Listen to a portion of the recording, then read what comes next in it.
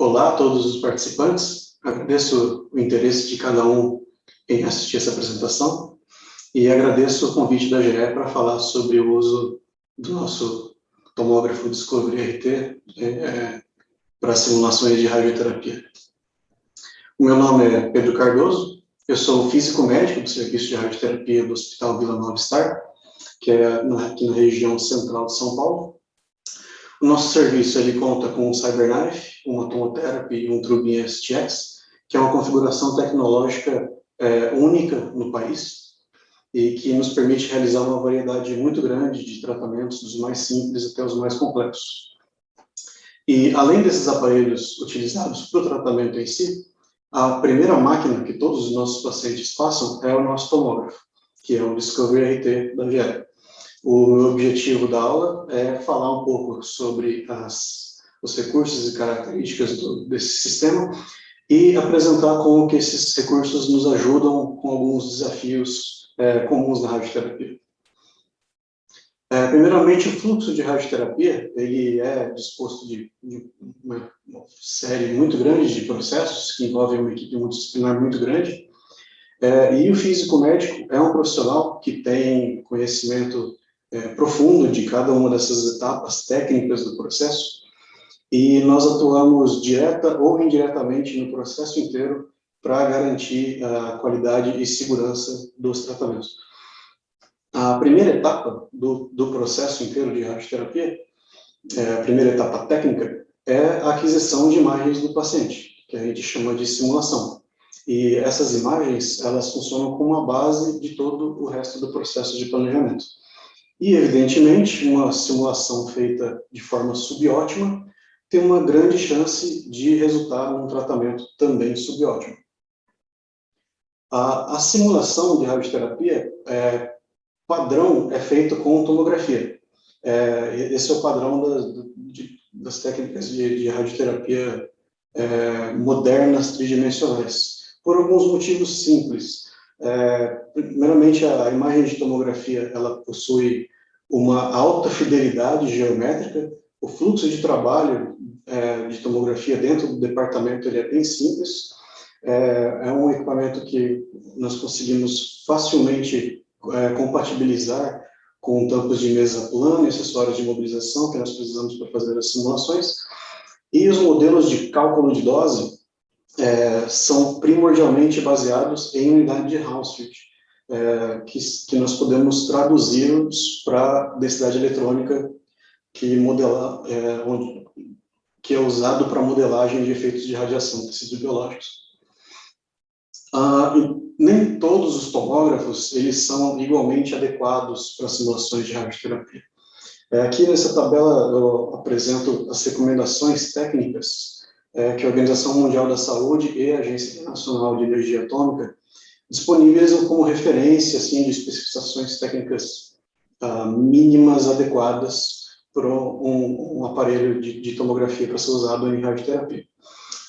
E também apresento na mesma tabela as características do Discovery RT, que obviamente atendem às recomendações desses órgãos internacionais, e também deixei destacado algumas especificações onde eu acho que ele realmente se destaca em relação a outros tomógrafos, que são a reconstrução do FOV estendido em toda a região de abertura do bore, e também o alto rendimento de radiação, né, de potência desse equipamento. E depois eu vou mostrar como que essas características são importantes. Aqui uma foto do nosso tomógrafo, ele foi instalado em 2019 e a gente compartilha ele com a radiologia intervencionista. Ele tem uma mesa, um couchtop plano da Sílico. E essas são algumas características dele, né? Ele tem um bore bem amplo, de 80 centímetros, e com reconstrução do FOV estendido em toda a extensão dentro do bore. Ele tem um output, um rendimento de radiação extremamente alto em comparação com outros tomógrafos. Ele também tem recursos de redução de artefatos metálicos, redução de ruído de imagens. Ele também possui um módulo de reconstrução de imagem 4D, que tanto é compatível com o sinal de dispositivos externos, quanto tem a capacidade de reconstruir essas imagens 4D sem a utilização de dispositivos externos, que a gente chama de reconstrução deviceless. Agora eu vou mostrar alguns desses desafios que a gente tem que lidar com a radioterapia e como essas características se aplicam. Desses desafios é lidar com o tamanho das coisas que a gente quer tomografar. E apesar dessa imagem que eu coloquei aí, o problema mais frequente que a gente tem não é somente o tamanho dos pacientes, mas é sim relacionado ao posicionamento anatômico mais reprodutível e de acessórios que nós precisamos usar para ter um alto grau de imobilização e reprodutibilidade dos nossos pacientes. Isso tudo somado ao tamanho dos pacientes, claro. Ter um tomógrafo com uma abertura bem ampla ajuda a nós não termos que comprometer a posição do paciente durante a simulação em relação à posição ideal que nós gostaríamos de fazer para ele, simplesmente pelo fato dele não entrar dentro do tomógrafo. Então, aqui eu coloquei a imagem, por exemplo, de uma simulação feita em um PET-CT com abertura de 70 centímetros.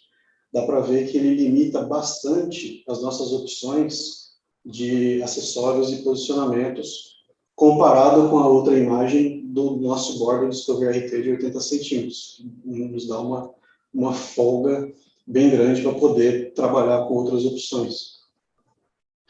Um outro problema que nós temos é o de reconstrução de objetos grandes que acabam sendo truncados. Então, o que eu quero dizer com isso é que a abertura do leque de feixe de radiação, que é chamado de FOV de escaneamento, ScanFOV, ele é menor do que a abertura do bore em si, né? Tipicamente, ele é 50 centímetros, enquanto que o bore, por exemplo, no nosso caso, é de 80 centímetros. Então, nem tudo que entra dentro do tomógrafo fornece dado suficiente para ter uma reconstrução dita uma reconstrução perfeita. Tem que ser uma reconstrução de dados truncados. Essa reconstrução de dados truncados, o que está dentro do FOV, muitas vezes acaba faltando uma informação importante da parte do paciente, que a gente pode precisar para fazer o nosso planejamento. E a reconstrução desses dados truncados por alguns algoritmos convencionais, frequentemente geram uns erros grosseiros, tanto no formato quanto na densidade desses objetos. E se não forem levados assim, em consideração durante o planejamento, né, tomado um certo cuidado, isso pode gerar uns erros grosseiros de cálculo de dose. Já o software de reconstrução que a gente tem no nosso tomógrafo, chamado de MaxFOV, ele não só reconstrói tudo que está dentro do bore, como também ele tem uma especificação técnica excelente para a reconstrução desses dados truncados. E sem entrar em muitos detalhes dos números em si, essas especificações elas são bem adequadas para os requisitos clínicos de precisão de cálculo de dose que nós precisamos, e eles são superiores a vários sistemas modernos de reconstrução que eu procurei. Então, eles são certamente menos passíveis a erros grosseiros da dose planejada. Um outro desafio é lidar com a presença de metais no corpo de paciente, que é algo extremamente comum, né? Alguns exemplos de metais são próteses dentárias, próteses de quadril, fixadores de coluna, e no caso da maioria dos nossos pacientes do CyberKnife, por exemplo, eles têm a presença de fiduciais. E todos esses materiais, eles causam artefatos de strikes muito extremamente evidentes, que podem causar algumas incertezas bastante grosseiras em contornos, em definição de dose, e no caso do CyberKnife, na definição da coordenada precisa dos fiduciais. E esse algoritmo do MAR, ele tem uma performance muito boa em reduzir esses artefatos de strikes metálicos. Um outro desafio bastante comum é lidar com alvos em movimento. O primeiro passo bastante comum para lidar com alvos em movimento é quantificar essa movimentação. Então, e uma forma de fazer isso é utilizando uma tomografia 4D. A tomografia 4D é um filme mostrando a mudança de anatomia do paciente durante o ciclo respiratório. A forma de lidar com essa movimentação, ela depende da tecnologia que cada serviço tem disponível, e abordagens diferentes vão resultar em volumes de tecido irradiado também diferentes. Alguns exemplos de abordagens com o paciente em respiração livre são o uso de ITV, gating e tracking, que eu vou exemplificar como funciona. Começando pela estratégia do ITV. Então, a abordagem do ITV, ela envolve irradiar um volume grande que abrange toda a movimentação do alvo durante o ciclo respiratório, né? Ela é uma das abordagens mais simples do ponto de vista técnico, né? E, grosseiramente falando, ela pode ser feita em qualquer aparelho, desde que o ITV seja bem definido.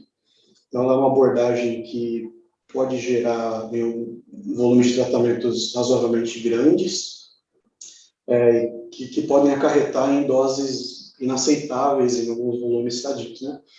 A tomografia 4D, ela não é restritamente necessária para fazer essa abordagem de ITV, mas ela é altamente recomendada. E aqui eu mostro um exemplo do porquê.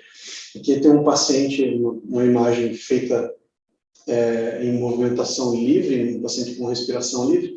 Ele permite, de uma certa forma, estimar o contorno desse alvo, porém com as bordas meio borradas e podendo ter sobreposição com algumas estruturas, como, por exemplo, nesse caso, ele tem sobreposição com movimentação do diafragma. Você não sabe onde a lesão termina e o diafragma começa. Já na imagem 4D dessa mesma lesão, você vê claramente a definição de borda desse tumor e toda a movimentação de trajetória, de onde ele começa, onde ele termina, onde é o diafragma, onde é a lesão. Uma outra estratégia, uma outra abordagem que permite reduzir o volume de tratamento em relação ao ITV é a utilização do gating, né? A abordagem do gating, ela consiste em limitar o tratamento somente em uma parte do ciclo respiratório, como, por exemplo, quando o paciente está em expiração. E aí a gente vai chaveando o feixe de radiação, ligando e desligando, baseado na respiração do paciente. Então, ela é uma opção que é presente em alguns aceleradores mais modernos e que, em contrapartida em reduzir o volume de tratamento, ele aumenta o tempo de tratamento e ele também funciona melhor em pacientes que conseguem manter um padrão respiratório reprodutivo. Se o paciente ele tem um padrão muito irreprodutível, muito variável, não consegue ter uma respiração muito boa durante um tempo estendido, é uma abordagem tecnicamente bem desafiadora. Essa é uma abordagem que absolutamente precisa de uma tomografia 4D para delimitar o volume dentro do que a gente chama de janela de Gage. Como a gente não vai tratar essa lesão durante toda a movimentação, a gente precisa saber exatamente onde ela está durante cada fase do ciclo. E uma terceira abordagem que eu mencionei é a abordagem do tracking. O tracking ele consiste em direcionar o feixe de radiação em tempo real e sincronizado com a movimentação do tumor. Ela é a abordagem padrão do CyberKnife, mas também é disponível em alguns aceleradores lineares mais modernos, bastante modernos. Dentre as outras abordagens que eu mostrei, ela é a que irradia o menor volume de tecido, e ele tem também a menor dependência com o padrão respiratório do paciente, dependência bem mínima mesmo. O planejamento de tracking, ele não precisa de uma tomografia de 4D, nós fazemos tomografia de 4D para todos os pacientes, mesmo os que fazem tracking por questões de controle de qualidade e barreiras de segurança, mas, estritamente falando, o planejamento ele só precisa de uma tomo em expiração. E aqui entra uma outra característica do tomógrafo que eu mencionei antes. O nosso protocolo fazer essa tomografia em expiração em um tempo curto, que o paciente consiga segurar a respiração, por exemplo, não passe muito de 20 segundos, e com uma qualidade alta de imagem, que é a recomendação, por exemplo, para o CyberKnife é de 400 ms, a gente só consegue fazer essa combinação de imagem rápida com alta técnica no nosso equipamento devido ao alto rendimento de radiação dele. O modo de reconstrução de tomografia 4D do Discovery RT, ele chama Advantage 4D. E ele funciona da seguinte forma, né? Nós usamos um dispositivo externo, geralmente posicionado no abdômen do paciente, e nós fazemos uma imagem ao mesmo tempo, né, de forma simultânea, onde nós adquirimos o padrão respiratório de movimento desse paciente. Então, nós temos a aquisição simultânea de dados anatômicos e do ciclo respiratório do paciente. No software de reconstrução, nós então juntamos essas duas informações, imagens anatômicas com sinal respiratório, e aí nós conseguimos fazer uma correlação desses dois sinais. Por exemplo, nós podemos agrupar as imagens do paciente quando ele estava em inspiração e reconstruir uma imagem que corresponde a esse momento de respiração do paciente, né? Reproduzir o formato anatômico que corresponde a um determinado ciclo da respiração. Podemos fazer a mesma coisa para quando o paciente estava em pico de expiração e para todos os outros passos intermediários. Dessa forma, a gente tem o nosso filme de movimentação 4D. Um recurso interessante, importante, que nós temos no nosso equipamento, ele tem alguns parâmetros de amostragem que podem ser ajustados individualmente, baseado no padrão respiratório de cada paciente. Ajustando esses parâmetros, nós conseguimos realmente buscar os melhores resultados para cada paciente individualmente. Então, a gente tem a possibilidade de adequar os parâmetros de amostragem à respiração do paciente. Outro recurso interessante que a gente tem é durante a reconstrução. Então, como padrão, o algoritmo ele automaticamente seleciona as imagens que possuem os menores erros de fase para a reconstrução. Sem entrar em termos técnicos, esse erro de fase nem sempre, esse menor erro de fase nem sempre representa uma imagem que tem a melhor concordância anatômica em relação às demais imagens. Por exemplo, isso um artefato pode acontecer no caso de um paciente que tem amplitudes respiratórias diferentes durante o ciclo de respiração, como é esse caso que eu estou mostrando aqui agora. No módulo de reconstrução, ele permite fazer uma seleção manual das imagens que a gente quer usar para a reconstrução. E, em alguns casos, isso ajuda a reduzir esses artefatos. Claro que esse é um processo bastante trabalhoso, né? E novamente, um outro recurso que nós temos como alternativa, extremamente interessante, é o módulo de reconstrução que ele tem baseado justamente em concordância anatômica, sem utilizar o padrão respiratório. Esse recurso é chamado de Deviceless 4D. Então, ele funciona de uma forma... ele não usa o sinal respiratório, ele não precisa de um sinal respiratório de um dispositivo externo, Após adquirir as imagens, nós introduzimos essas imagens num modelo que analisa a característica de cada uma dessas imagens e faz uma correlação de parâmetros anatômicos, como, por exemplo, tamanho do corpo, área de pulmão, quantidade de ar dentro do pulmão, densidade de pulmão, a razão entre volume de pulmão e volume, entre área de pulmão e área de corpo.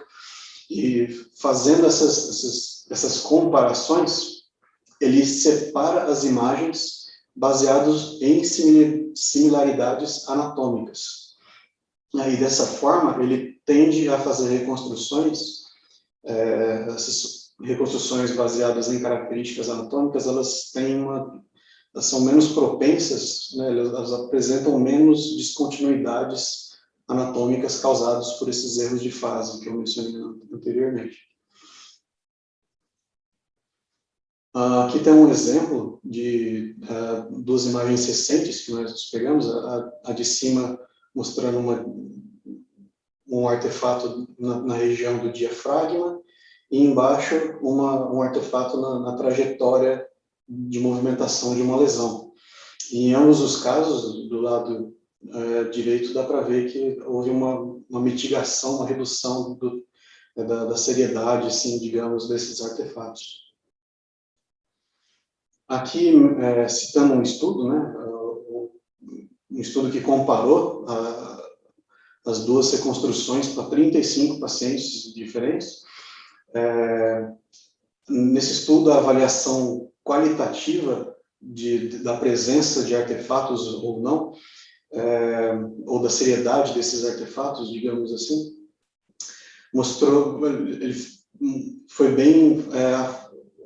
teve uma diferença significativa favorecendo as reconstruções do deviceless 4D em relação à reconstrução com o sinal respiratório. Por outro lado, eles também identificaram que o volume dessas lesões contornadas nas duas imagens, em média, foi menor na reconstrução deviceless, o que pode sugerir que essa reconstrução pode subestimar a movimentação dessas lesões, né?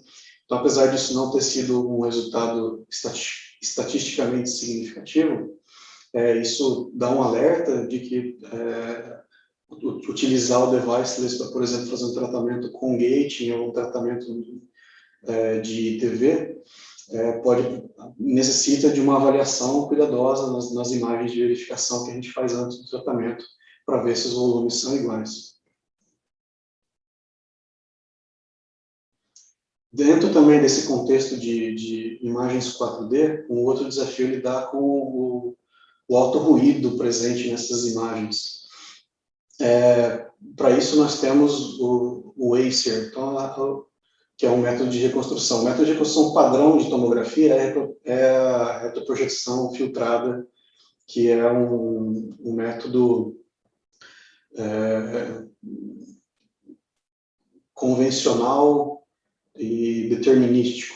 Já cada vez mais nós vemos presente métodos de reconstrução baseado em modelos que a gente chama de métodos iterativos.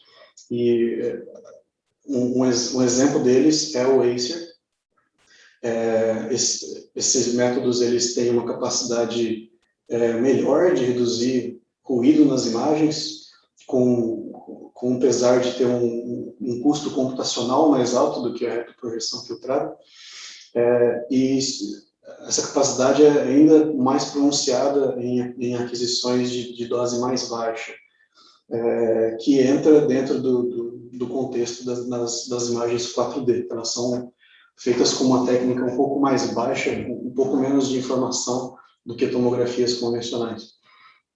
Aqui tem um exemplo, né, de uma dessas imagens, mostrando ao lado esquerdo a reconstrução padrão de retroprojeção filtrada, e no lado direito a utilização do ACER, que principalmente no modo de baixa dose fica bastante evidente a melhora no ruído dessa imagem.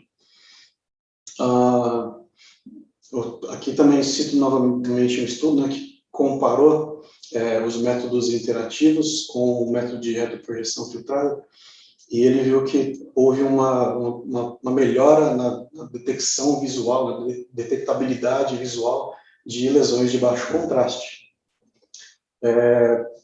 Uma coisa bastante interessante que é possível fazer é variar entre fazer uma mistura dessas reconstruções, ou seja, a gente consegue fazer uma reconstrução que é baseada, por exemplo, meio a meio de pesos, retroprojeção filtrada e método iterativo.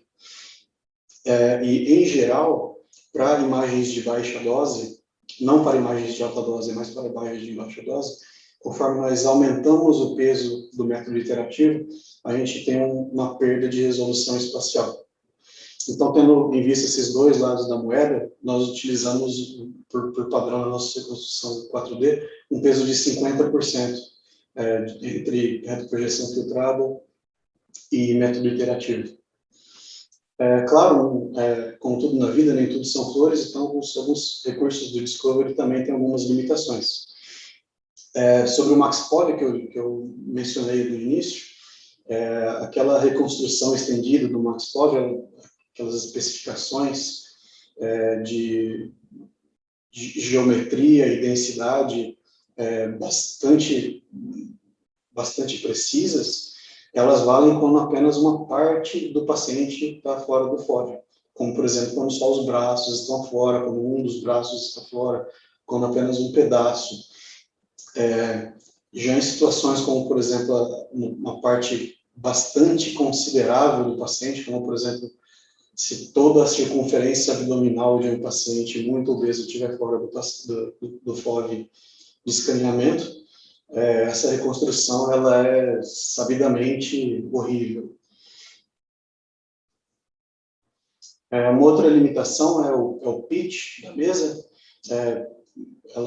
O pitch da mesa ela é relativamente baixo em relação a alguns outros tomógrafos. O pitch de movimento helicoidal. Isso não afeta as reconstruções, as aquisições 4D, que são feitas de forma axial, porém, nos protocolos de aquisição helicoidal, onde há movimentação, isso pode causar, esses pitches relativamente altos podem causar alguns artefatos de movimentação, como, por exemplo, nessa imagem que eu estou mostrando. Uma alternativa que nós temos, né, nesses casos, quando vemos necessidade, é fazer uma aquisição 4D razoavelmente simples e fazer uma reconstrução com devices, que é um fluxo muito simples, muito fácil, não precisa colocar o dispositivo para adquirir a movimentação do paciente, o sinal respiratório do paciente. Isso já ajuda bastante a reduzir alguns artefatos. Uma última limitação, o Discovery RT ele possui 16 canais. Um baixo número de canais é uma limitação razoavelmente comum em muitos tomógrafos de radioterapia. Não são muitas as versões de tomógrafos dedicados para radioterapia que tem mais de 30, 60 canais. Geralmente são poucos. E esse tipo de configuração de baixos canais, ele limita um pouco a velocidade de aquisição que nós podemos conseguir, né? Então, por exemplo, o tempo das sequências de expiração que eu mencionei para o planejamento de tracking no CyberKnife, onde nós fazemos uma sequência de expiração com redução de artefato metálico por causa dos fios césio, ela pode demorar em torno de 20 a 30 segundos, dependendo da extensão que nós vamos escanear. Para alguns pacientes, isso pode ser desafiador, não são todos os pacientes que aguentam ficar 20 segundos. Felizmente, a maioria aguenta, porém alguns não.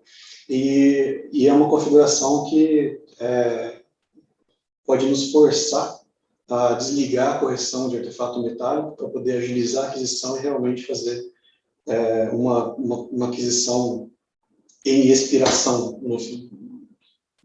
minimizando qualquer movimentação interna.